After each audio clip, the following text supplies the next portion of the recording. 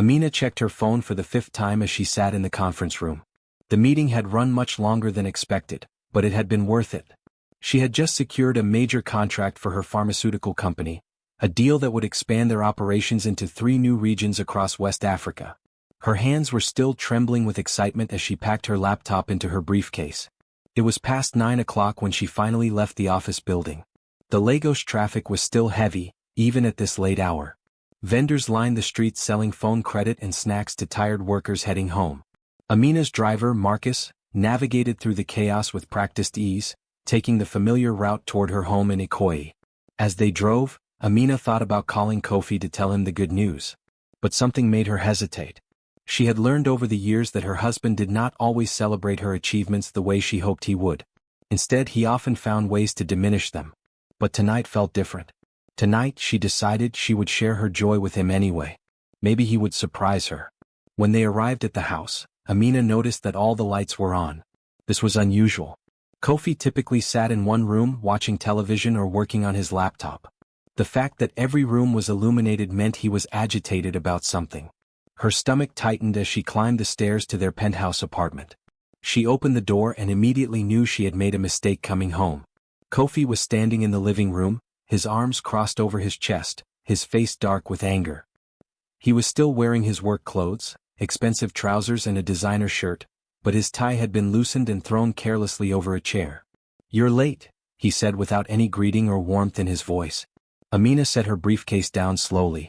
She had learned not to move too quickly around Kofi when he was in this mood. It was like being around an animal that might strike if you startled it. "The meeting ran over," she said carefully. "I called the house and told the housekeeper I would be delayed." "I don't care what you told the housekeeper," Kofi snapped. "I'm talking about today, Amina. Do you know what today is?"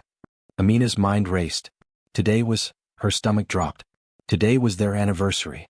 15 years ago, she had married this man in a beautiful ceremony at the Lagos Cathedral. Their families had celebrated for 3 days. She had completely forgotten. "Kofi, she began, but he held up his hand to stop her.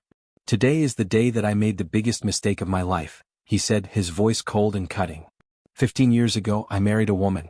Today I'm looking at a stranger. A woman who doesn't care about her marriage, her family, or her husband. A woman who only cares about herself." "That's not true," Amina said, trying to keep her voice steady. "I care about this family. I work hard so that we can have a good life. So that Zara can go to the best schools. So that what?" Kofi interrupted. "So that you can feel important? So that you can feel like a man? Is that what this is about, Amina? You want to be a man?" "No, that's ridiculous. I want to be myself. I want to have a career. I want to contribute to our family, and I thought you understood that when we got married. You said you wanted a partner, not a servant." Kofi laughed, but there was no humor in it. The sound was harsh and bitter. "A partner? I wanted a wife, Amina. I wanted someone who would put me first. Someone who would understand that a man needs to be respected in his own home. Someone who would be a mother to our child and a proper companion to her husband. Instead I got this." He gestured at her with obvious disgust. Amina felt tears beginning to form in her eyes, but she blinked them back. She would not cry in front of him. She had learned that crying only made him angrier. "I'm done," Kofi said, walking toward her. "I'm done with this game. I'm done with you pretending that your job is as important as your family. I'm done with you forgetting important dates because you're too busy making business deals. I'm done being disrespected in my own home." "What are you saying?" Amina asked, though she already knew. She had heard versions of this speech many times before, though usually he backed down after a while. Tonight felt different. Tonight, something in his eyes was colder, more final. "I'm saying that you need a lesson," he said, stepping closer. "You need to understand what it feels like to have nothing. To have no one. Maybe then you'll remember who you should be." Before Amina could respond, Kofi grabbed her arm. His grip was firm, almost painful. She tried to pull away, but he was stronger. He dragged her toward the balcony door that overlooked the street below. "Kofi, stop. You're hurting me," she cried out, but he didn't listen. He didn't even seem to hear her. Outside, the rain was falling in sheets. The Lagos sky had turned dark and angry, and the wind was so strong that it bent the palm trees along the street. Thunder rumbled in the distance. Kofi opened the door and pulled her out onto the balcony. The rain immediately soaked through her clothes. Her hair, which she had styled carefully that morning, was now plastered to her face. She shivered violently in the cold wind. "Please, Kofi," she begged. "Please let me come inside. I'll do whatever you want. I'll quit my job. I'll apologize. Just please let me come inside." For a moment she thought she saw something flicker in his eyes, maybe regret, maybe doubt. But then his face hardened again and she realized that he didn't care. He had made his decision and nothing she said would change it. "Take my car," he said coldly, throwing his car keys at her feet. They fell on the wet balcony floor with a metallic clang. "Drive yourself somewhere. Drive to a hotel. Call your precious friend Zainab. I don't care. But don't come back to this house until you've learned to be a proper wife. Until you remember your place." "Kofi, no. Please. Our daughter. Zara is asleep. She doesn't need to see this.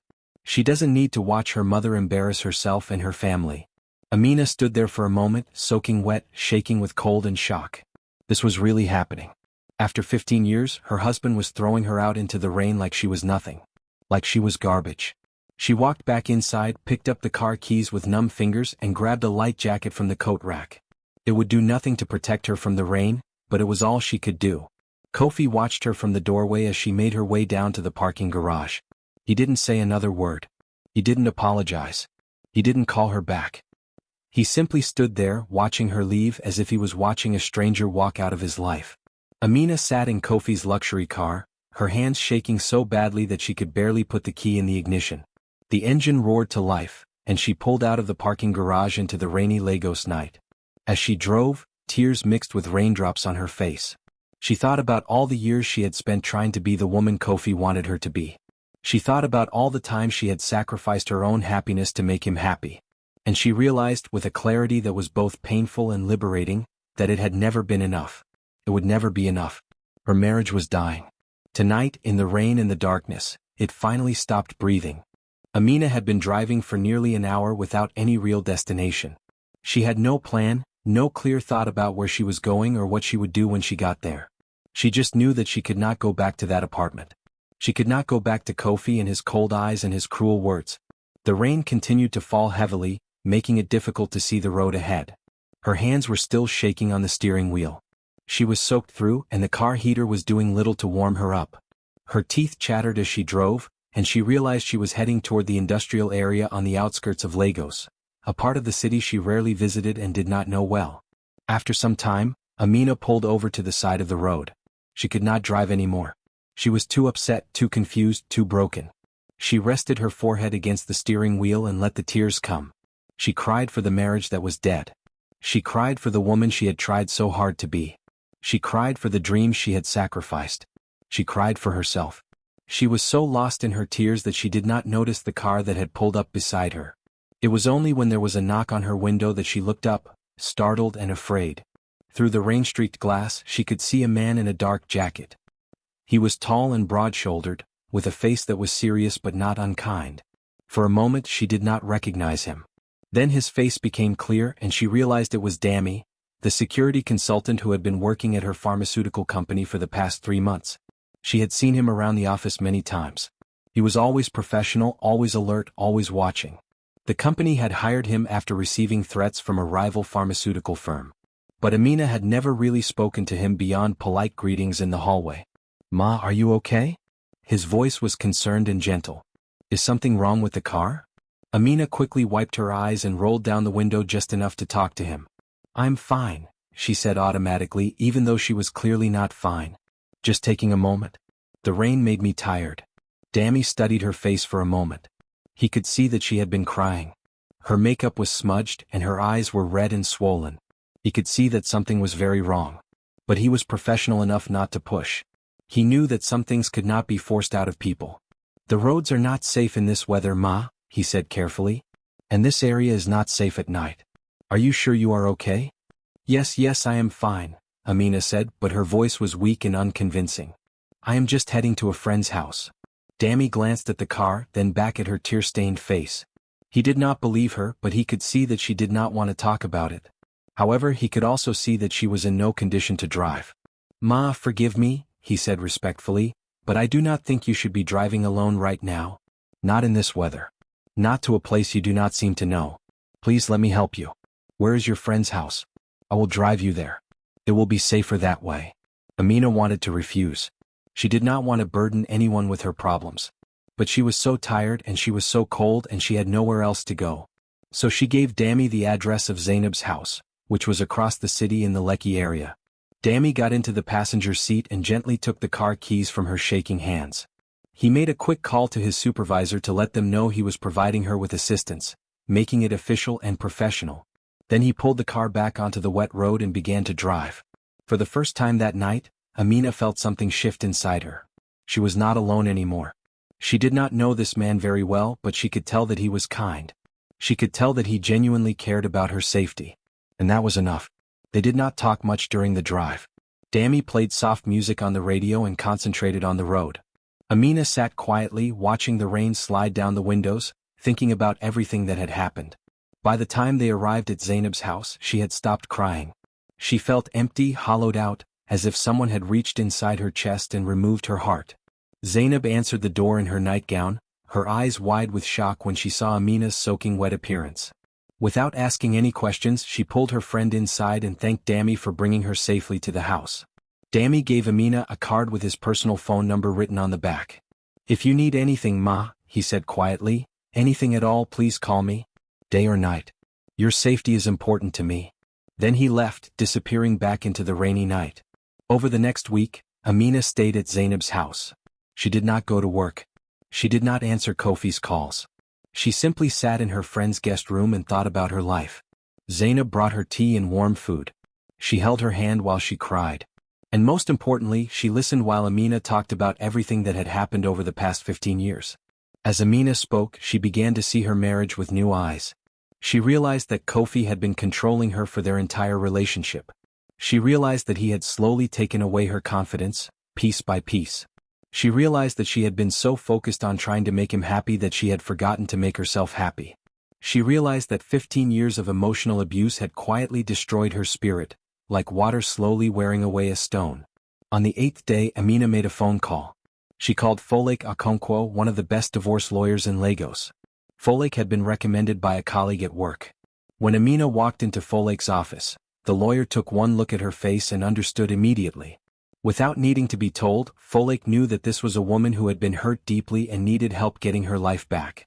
"Tell me your story," Folake said, and Amina did. She talked for nearly an hour. She described the way Kofi had criticized her work, dismissed her achievements, and tried to control every aspect of her life. She described the emotional cruelty, the way he made her feel small and worthless. She described the night he threw her out into the rain. When Amina finished, Folake pushed a box of tissues across her desk. "You have very good grounds for divorce," Folake said firmly.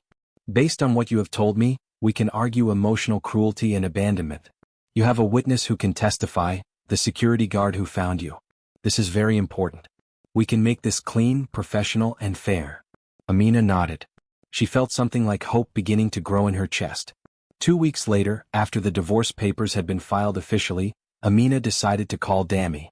She wanted to thank him properly. She wanted to see him again, to know more about this kind man who had helped her when she was at her lowest point. "Would you like to have dinner with me?" she asked him when he answered the phone. "As a thank you. Nothing more than that. Just two people sharing a meal." There was a pause on the other end of the line. Then Dami said yes. They met at a restaurant that overlooked Lagos Harbor. The sun was setting and the water was calm and beautiful. As they talked over dinner, Amina felt something unexpected happen. She began to laugh. She began to smile. And for the first time in a very long time, she felt like herself again. Dami was easy to talk to. He did not try to fix her problems. He did not minimize her pain. He simply listened and understood. And as the evening went on, Amina realized that respect between two people was a foundation for something real and true. When dinner ended, Dami walked her to her car. "Thank you for tonight," he said. "It meant a lot to me." "Thank you for saving me," Amina replied. "Thank you for being kind when I needed kindness most." As she drove home that night, Amina felt something she had not felt in many years. She felt hope. She felt possibility. She felt like maybe, just maybe, her life could become something beautiful again. 3 months after the divorce papers were filed, Amina's mother arrived at her apartment in Lagos. Mama Folake was a woman in her late 60s, with silver hair and kind eyes that had seen a lot of life. She came from Ibadan, where she had lived quietly for many years after Amina's father passed away. Amina had not expected her mother to come. She had only mentioned in a phone call that the divorce was proceeding and that she was managing okay. But Mama Folake had sensed something in her daughter's voice, a sadness that went beyond the normal pain of a marriage ending. So she packed a small bag and took the bus to Lagos to be with her child. When Mama Folake saw her daughter for the first time since the separation, she pulled her into a long embrace. Amina could smell her mother's familiar perfume, a fragrance made from natural flowers that she had worn for as long as Amina could remember.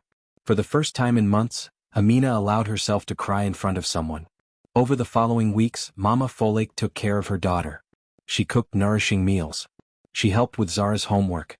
She listened to Amina talk about her pain and her fears. But most importantly, she shared her own story.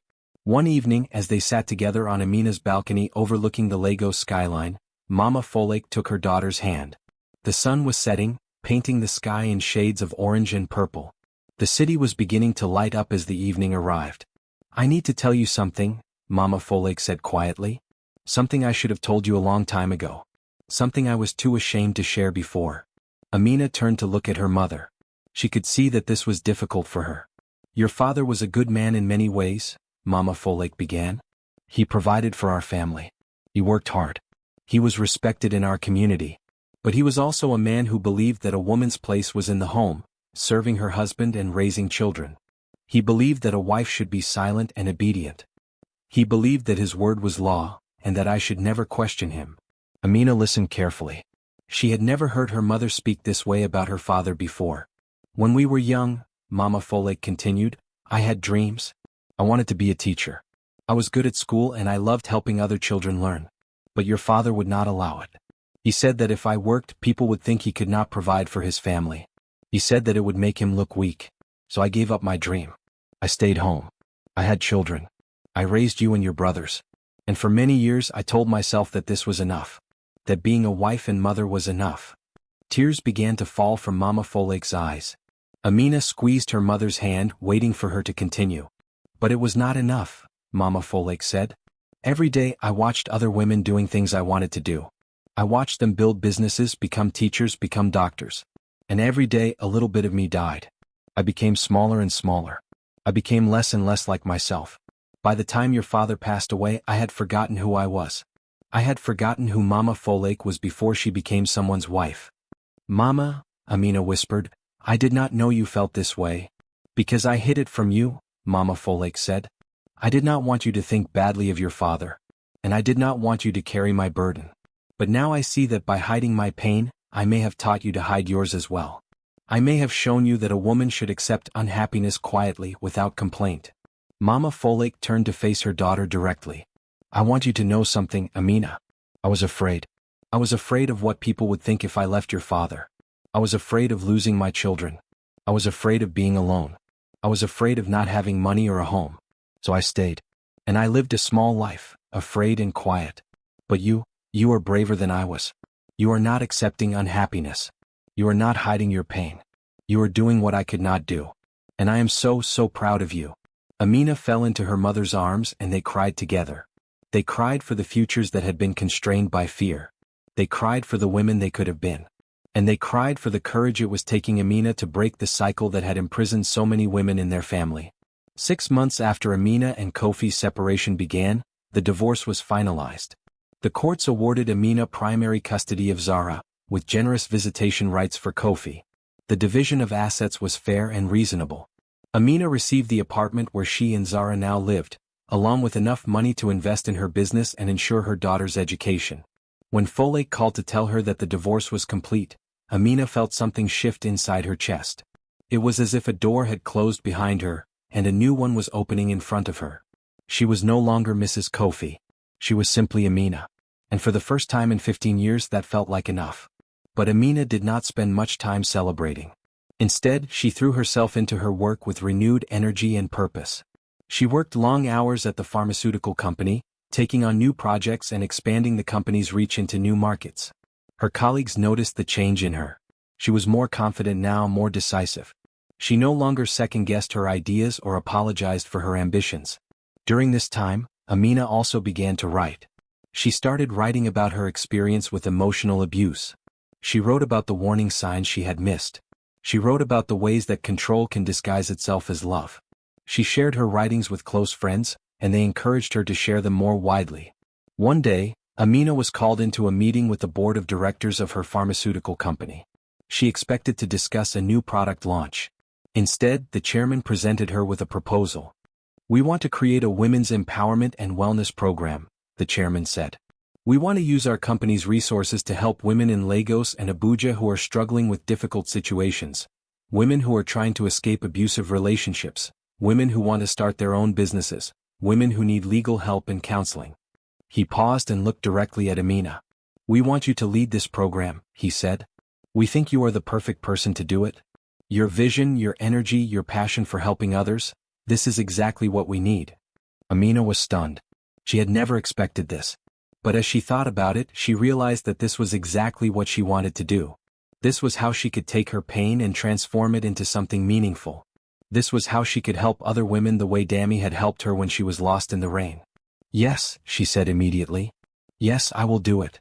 Over the following months, Amina worked tirelessly to build the program.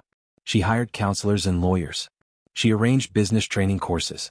She created a support network for women who were leaving abusive situations. She made sure that every woman who came to the program knew that she was not alone, that there were people who cared about her, and that her life could become something beautiful again. Zara watched her mother transform during this time. She saw her become stronger, more confident, more herself. And through her mother's example, Zara learned that women could be powerful and kind at the same time. She learned that it was okay to have dreams. She learned that love should not hurt. Mama Folake stayed in Lagos for several more months, helping her daughter build the program. Before she returned to Ibadan, she held Amina one more time. "You are everything I wanted to be," Mama Folake whispered. "Thank you for being brave when I could not be. Thank you for showing me that it is never too late to live the life you deserve." 9 months after the divorce was finalized, Amina was walking through the lobby of her pharmaceutical company's office building in Victoria Island. She had just come back from a morning meeting with investors who wanted to fund the Women's Empowerment Program. The meeting had gone well, and she was feeling optimistic about the future. As she approached the elevator, a familiar figure stepped in front of her. It was Kofi. He was dressed in an expensive suit, his face dark with anger. For a moment, Amina could not move. She simply stood there, shocked to see him. "We need to talk," Kofi said, his voice low and dangerous. Before she could respond, he grabbed her arm firmly. His grip was tight, almost painful. "Alone. Now." Amina felt fear rise in her chest. This was the same grip he had used the night he threw her out into the rain. The same anger in his eyes. The same coldness in his voice. "Kofi, let go of me," she said, trying to keep her voice steady. "You cannot do this here." "I can do whatever I want," he replied. "You are still my wife in the eyes of God, even if the courts say otherwise. And I will not allow you to continue embarrassing me and our family with this nonsense." He was referring to the Women's Empowerment Program, and more importantly, to the articles Amina had been publishing about emotional abuse and controlling relationships. She had not mentioned Kofi by name in any of her writings, but clearly he felt that she was talking about him. And he was right. Some of her stories were inspired by their relationship. Before Amina could say anything else, a calm voice spoke from behind her. "Sir, you need to release her arm." It was Dami. He had been near the security desk, monitoring the lobby as he did every day. He had immediately noticed the aggressive body language between Amina and this man. Now he stepped forward with quiet authority, his large frame positioned protectively between Kofi and Amina. Kofi's face turned red with rage. "This is none of your business," he spat at Dami. "This is between a husband and his wife." "She is no longer your wife," Dami said calmly, his voice steady and firm. "And regardless of that, she does not want to speak with you. So you need to let her go, and you need to leave this building. Now." For a moment, Amina thought Kofi might become violent. His fists clenched and his jaw tightened. But then he seemed to realize where he was. They were in the middle of a busy office lobby. There were security cameras everywhere. There were witnesses. And there was this man who was clearly trained and capable of handling him. Kofi released Amina's arm roughly, as if her skin had suddenly burned him. "This is not over," he said, pointing a finger at her. "You think you are so strong now, but you are nothing without me. You will regret what you are doing. You will regret destroying our marriage. You will regret turning everyone against me." "Sir, I need you to leave now," Dami said, his voice remaining calm but taking on a harder edge. He made a subtle gesture and 2 security guards appeared immediately. They had been trained to respond to situations like this. "I'm calling your lawyer," one of the security guards said to Amina. "This is harassment. We will file a report." Kofi looked at the 3 men surrounding him, Dami and the 2 security guards, and he realized he was outnumbered and outmatched. His anger seemed to deflate slightly. He looked at Amina one last time, his expression filled with bitterness and disappointment. "You have become a monster," he said quietly. "I hope your new life is worth what you have lost." Then he turned and walked out of the building. The security guards followed him to make sure he left the property completely. Dami stayed with Amina. "Are you okay?" he asked gently, his hand hovering near her arm where Kofi had grabbed her. "Did he hurt you?" Amina looked down at her arm. There were red marks where his fingers had been. She could still feel the sting. But more than that, she felt something else. She felt angry. She felt empowered. She felt like she was finally standing up for herself. "I'm okay," she said. "Thank you for stepping in. Thank you for protecting me." "That is my job," Dami said, but his eyes were filled with something more than professional concern. There was genuine care there, genuine worry for her well-being. 2 days later, Amina's lawyer called her with news. Kofi's actions in the office lobby had violated the restraining order that Folake had quietly put in place during the divorce proceedings. The restraining order had been designed to protect Amina from harassment, and his confrontation was a clear violation of it. "We can press charges," Folake told her over the phone. "But I recommend we meet with him one more time with his lawyer present and with you completely protected. Let him know that if he continues this behavior, we will pursue legal action. Sometimes men like your ex-husband need to understand that their actions have consequences." So a meeting was arranged for the following week. It took place in Folake's office, a professional setting with witnesses present. Kofi came with his own lawyer, a man named Bello who looked as uncomfortable as Kofi himself. Amina sat across from her ex-husband for the first time since the night he had thrown her out into the rain. She was accompanied by Folake on one side and Dami on the other, though Dami remained in the background, a silent presence that made Kofi acutely aware that Amina was not alone anymore. "Your recent behavior constitutes harassment," Folake began, her voice professional and direct. "You confronted Ms. Amina in her workplace, you grabbed her arm and you made threats. We have witnesses. We have security camera footage. And we have a restraining order that prohibits you from having any contact with her without going through legal channels." Kofi's lawyer leaned over and whispered something to him, but Kofi waved him away dismissively. "I just wanted to talk to her," Kofi said, his voice taking on a whining quality that made Amina feel almost sad for him. "I wanted to make her understand what she has done. She has destroyed everything. Our family, our reputation, everything." "No," Amina said, speaking for the first time. Her voice was calm and clear. "I did not destroy our family. You did. You destroyed it the moment you decided that controlling me was more important than respecting me. You destroyed it when you threw me out into the rain. You destroyed it when you decided that my dreams and my ambitions were threats rather than assets." Kofi stared at her, and for a moment she saw something flicker in his eyes. Surprise maybe. Or pain. He had never heard her speak to him this way before. "I need you to hear this very clearly," Amina continued. "You never own me. You never will. I'm not your possession. I'm not your project. I am a human being with value and worth, and I deserve to be treated with respect. I deserve a partner who celebrates my achievements instead of resenting them. I deserve love, not control. And I have chosen to walk away from anything less than that. I have chosen to walk away from you." Kofi's face crumpled, and for a moment, Amina thought he might cry. But instead he stood up abruptly. "You will regret this," he said bitterly. "You will realize what you have lost." "I have not lost anything," Amina said quietly. "I have found myself. And that is worth more to me than anything else in the world." Kofi left the office without another word. His lawyer followed him, shaking his head apologetically to Folake and Amina. When they were gone, Folake smiled at her client. "That was very brave," the lawyer said. "And very effective. I do not think he will bother you again. He understands now that you are not the woman he thought you were. You are stronger than he ever gave you credit for." As Amina left the office building that day, Dami walked beside her. The sun was shining and the Lagos breeze was warm and pleasant. "You were very strong in there," Dami said. "I was proud of you." Amina looked at him and smiled. For the first time since her marriage had ended, she felt truly free. The weight that had been on her chest for so long had finally lifted. She had stood up to Kofi. She had spoken her truth. And she had survived. A year had passed since Amina confronted Kofi in Folek's office. 12 months of growth, healing, and transformation. Amina stood backstage at the Lagos Convention Center, looking out at a sea of faces in the auditorium. There were nearly 1,000 women gathered here for the annual Women's Empowerment Conference. Some were businesswomen. Some were students. Some were mothers. And some, like Amina herself, were women who had escaped abusive relationships and were trying to rebuild their lives. Amina's hands were shaking slightly as she waited for her turn to speak. She had given many presentations before, but this one felt different.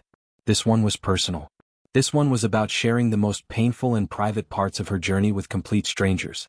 The conference organizer, a woman named Amma who was known throughout Lagos for her work in women's rights, approached Amina with a warm smile. "Are you ready?" Amma asked gently. Amina took a deep breath and nodded. "Yes," she said. "I am ready." As Amina walked onto the stage, the lights were bright and blinding. She could barely see the audience at first. But as her eyes adjusted, she could see the faces looking up at her with interest and curiosity. She could see women of all ages, from teenagers to elderly women, all gathered to listen to her story. At the edge of the stage she could see Dammy. He was standing in the back of the auditorium, his arms crossed, his expression serious but supportive. Over the past year, their relationship had evolved from that of a bodyguard protecting a client.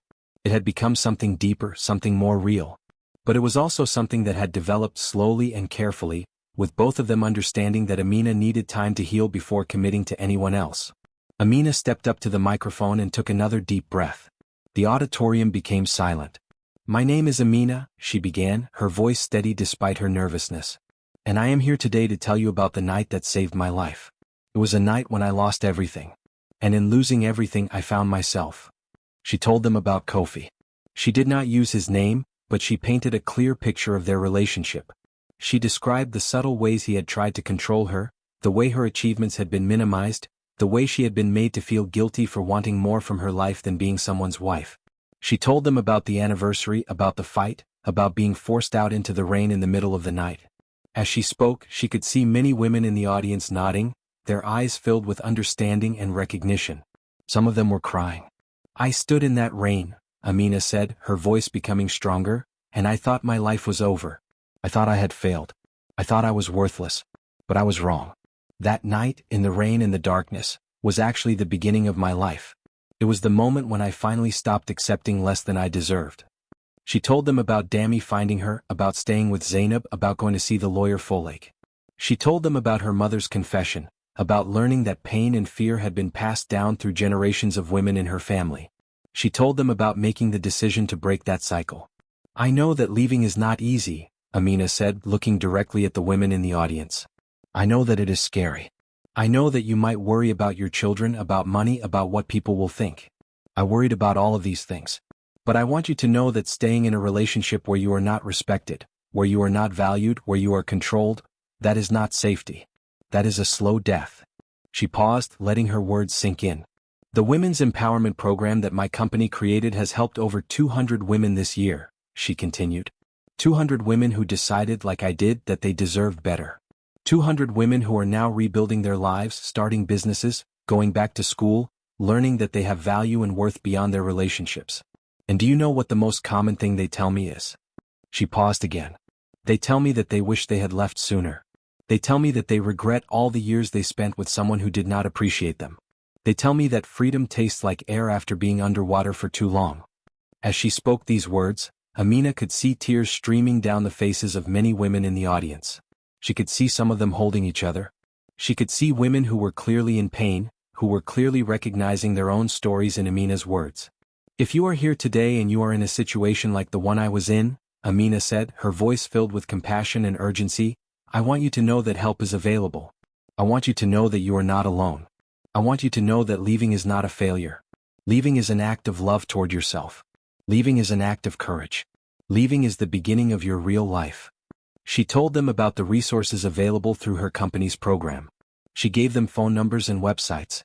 She introduced them to other women who had escaped abusive situations and who were now thriving. "The rain that fell on me that night," Amina said as she was approaching the end of her speech, "has become a symbol for me. It no longer represents the worst moment of my life. Instead, it represents cleansing. It represents washing away all the pain and fear and doubt that I had been carrying. It represents the moment when I was reborn. She looked out at the audience and her eyes found Dammy's again. He was smiling at her, his expression filled with pride and admiration. I am not here to tell you that everything is perfect now, Amina continued. I am not here to tell you that healing is easy or quick. I am here to tell you that it is possible. I am here to tell you that on the other side of pain and fear, there is joy. There is freedom. There is the possibility of a life that is truly yours, built on your terms with people who respect you and value you. She paused one final time. I survived my marriage, she said. But more than that, I have thrived. I have not just lived through the pain. I have transformed it into purpose. I have taken the worst thing that happened to me and I have used it to help hundreds of other women. And that is something I never thought would be possible when I was standing in that rain, feeling like my life was over. As Amina stepped back from the microphone, the auditorium erupted in applause. Women stood up, their hands coming together in thunderous appreciation. Some were still crying. Some were cheering. Some were simply standing in silent respect for what Amina had shared. Amina felt tears on her own cheeks as she looked out at the crowd. She saw herself reflected in the faces of these women, their pain, their hope, their determination to build better lives for themselves. After the speech, there was a line of women waiting to speak with Amina. Some wanted to share their own stories. Some wanted information about the empowerment program. Some simply wanted to hug her and thank her for giving them hope. It took nearly 2 hours for Amina to speak with everyone. By the time the last woman had walked away, Amina was emotionally and physically exhausted. But it was a good kind of exhaustion, the kind that comes from knowing you have made a difference in people's lives. When the auditorium was finally empty, Dammy approached her. He was carrying a bottle of water and a warm smile. You were incredible, he said. I was so proud watching you up there. Amina took the water gratefully and drank deeply. Thank you for being here, she said. It helped knowing you were in the audience. They walked out of the convention center together into the Lagos evening. The sun was setting, painting the sky in beautiful shades of orange and pink. A light breeze carried the scent of the ocean. What are you thinking about? Dammy asked as they walked. I am thinking about how far I have come, Amina said. I am thinking about the woman I was a year ago and the woman I am now. I am thinking about all the women I have been able to help. I am thinking about how pain can be transformed into purpose. They walked in comfortable silence for a while. Then Dammy spoke again. I have a question, he said. It is not a professional question. It is a personal one. Amina looked at him curiously. What is it? Would you like to have dinner with me? He asked. Not as a thank you. Not as a security measure. Just as two people who care about each other and want to see where this goes. Amina smiled. A year ago she would have been afraid to say yes to this question. She would have worried about moving too quickly. She would have doubted her own judgment. But that was the old Amina, the one who had been taught to second-guess herself. Yes, she said simply. I would like that very much. As they walked together toward the restaurant, Amina thought about the rain. That terrible night when she thought her life was ending was actually the night her real life was beginning. The pain had transformed her. The fear had made her strong. And the love she was now discovering, not just with Dammy but with herself, was deeper and more real than anything she had experienced before. She had not just survived. She had transformed. She had taken her pain and turned it into purpose. And she was finally, truly living the life she deserved.